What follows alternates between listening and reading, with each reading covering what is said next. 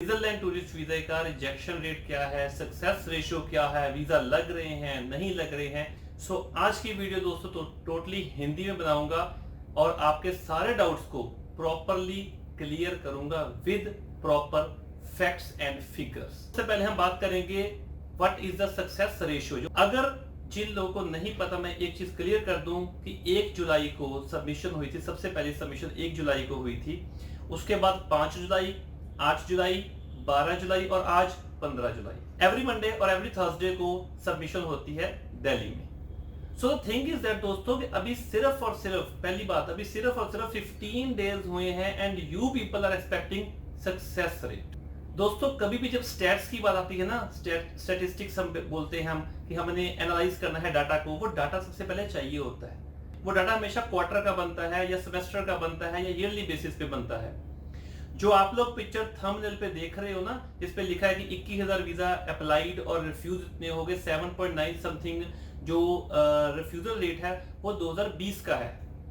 वो आप लोगों को मैंने इसलिए दिखाया है कि दैट इज एनालिसिस, जो कि स्टैटिस्टिक डाटा होता है, वो एनालिसिस होता है। वो कब निकला था? 1 साल के डाटे के ऊपर। अभी सिर्फ यार 15 डेज हुए हैं and you guys are expecting कि सर सक्सेस रेट क्या है। सपोज कीजिए जैसे कुछ लोग बोलते हैं कि सर 100% रिजेक्शन रेट है या 50% रिजेक्शन रेट है। दोस्तों अगर कोई कंसल्टेंट बेकार की प्रोफाइल्स 10 सबमिट करा देगा वीएफएस में, वो 10 की 10 रिफ्यूज होगी, तो वो कंसल्टेंट क्या बोलेगा कि सर सक्सेस रेशियो नहीं है, rejection rate is 100%। It but obvious. अगर कोई कंसल्टेंट प्रॉपर फाइल्स को एनालाइज करेगा, अच्छी प्रोफाइल्स को लगाएगा जिसमें कि फाइनेंशियल्स, ट्रैवल हिस्ट्री, एवरीथिंग, सारे फैक्टर्स ठीक होंगे, तो वीजा मिलेगा।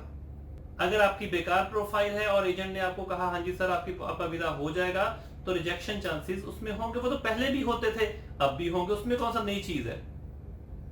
तो इस चीज को प्लीज समझने की कोशिश कीजिए।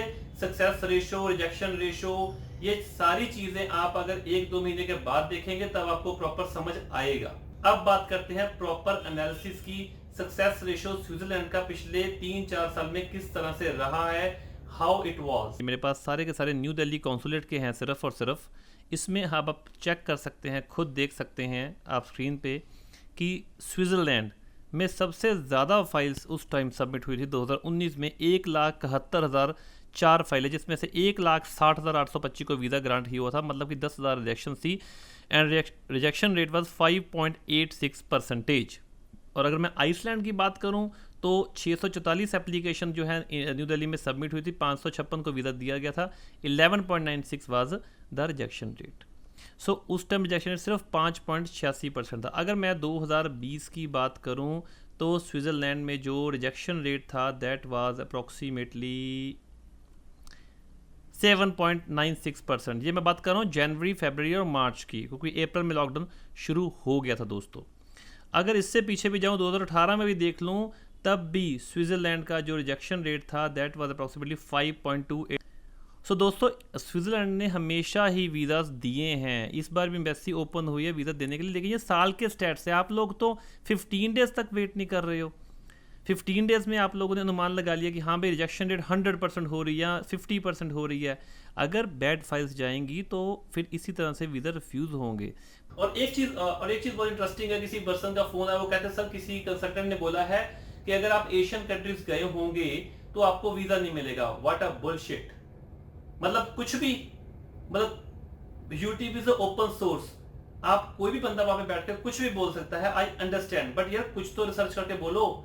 एशियन कंट्रीज का मतलब what is Asian continent, screen पे देखो अच्छी तरह से, व्हाट इज एशियन कॉन्टिनेंट। इसमें सुपर स्ट्रॉन्ग कंट्री आता है वर्ल्ड का, जापान। देन सेकेंडरी कंट्री जो अच्छा खासा माना गया है, जिसकी ट्रैवल हिस्ट्री गुड मानी गई, दैट इज साउथ कोरिया। उसके बाद यूरो एशियन कंट्री, रशिया, तुर्की और कितने जबरदस्त कंट्री आते हैं। तो प्लीज दोस्तों ऐसी अफवाहों से जितना हो सके बच के रहो। अगर आप YouTube पे डिफरेंट पर्संस की वीडियो देखोगे तो बट ऑब्वियस है कि आप लोग कंफ्यूज होंगे। इसका सिंपल सॉल्यूशन है sir, just talk to the VFS। आप VFS ग्लोबल की वेबसाइट पे जाइए, अपना वीजा खुद अप्लाई कीजिए, वहां डॉक्यूमेंट चेकलिस्ट है। अगर आपकी डॉक्यूमेंट चेकलिस्ट ओके है, everything is good, you can apply for the visa. आपकी प्रोफाइल अच्छी है तो वीजा आएगा। अगर प्रोफाइल नहीं अच्छी है तो सर वीजा नहीं आएगा। रिजेक्शन पहले भी आती थी, रिजेक्शन अब भी आएगी। वीजा रिजेक्ट होने के कितने फैक्टर्स होते हैं? हम सिर्फ ये नहीं होता कि ट्रैवल हिस्ट्री इंप्रूव है, मेरी ट्रैवल हिस्ट्री कनाडा की है या जापान की है, या मैं स्ट्रॉन्गेस्ट कंट्री होके आ चुका हूं, मेरे को शांघाई वीजा मिल जाएगा। नो, इसके बकायदा डिफरेंट फैक्टर्स होते हैं वीजा रिजेक्ट के। Is a financial most important factor जिसमें काउंट की जाती है आपकी बैंक स्टेटमेंट, जो 3 मंथ्स की वो मांगते हैं, उस पर ट्रांजेक्शन्स देखी जाती हैं, उसका बैंक बैलेंस देखा जाता है। उसके बाद ITR आपकी लास्ट 2 ईयर्स की, उसमें आपने कितनी ITR भरी है, कौन सी भरी है, कितनी इनकम भरी, एवरीथिंग।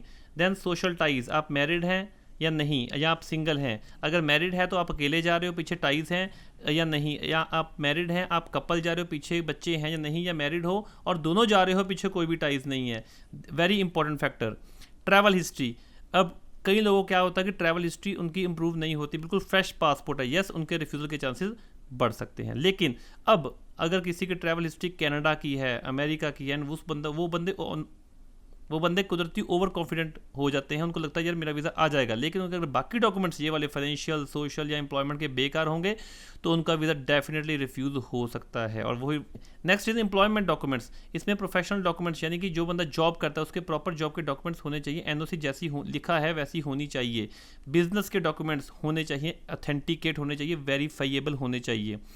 पर्पस में होटल बुकिंग्स आपकी कंफर्म होनी चाहिए, फ्लाइट रिजर्वेशन जेन्युइन होनी चाहिए, इंश्योरेंस जो उन्होंने कंपनीज लिखी हुई वो होनी चाहिए, D2D आइटनरी जेन्युइन होनी चाहिए। सो ये काफ़ी फैक्टर्स है दोस्तों, इन फैक्टर्स के आधार पे वीज़ा दिया जाता है, ना कि मजाक नहीं करने बैठे हैं एम्बेसी में जो कॉन्सुलेट्स हैं कि हाँ भाई वो सिर्फ रिजेक्शन देने ही बैठे हैं आपको। इट इज़ टोटली मिथ, इस मिथ से बाहर निकलिए। Thank you. और लास्टली दोस्तों मैं यहाँ पे एक बात बता दूं वैक्सीनेशन की, कि कोविशील्ड अगर लगी है दोनों डोजेस तभी आप ट्रैवल कर पाओगे, अदरवाइज आप ट्रैवल नहीं कर पाओगे। बट जब आप फाइल सबमिट करवाने जाते हो उस टाइम आपको वैक्सीनेशन सर्टिफिकेट नहीं चाहिए। अगर हाँ दोनों वैक्सीन लगी हैं तो आप जाकर वैक्सीनेशन सर्टिफिकेट सबमिट करवा सकते हो फाइल के साथ। आई होप दोस्तों कि आपके काफी ज्यादा डाउट्स जो है वो क्लियर हो गए होंगे, बट स्टिल अभी भी आपका कोई डाउट होगा तो यस आप लोग मुझे डिस्क्रिप्शन कमेंट बॉक्स पे अपना कमेंट लिख सकते हैं। आप फाइनली दोस्तों वीजा हब को इतना मोहब्बत देने के लिए बहुत बहुत शुक्रिया।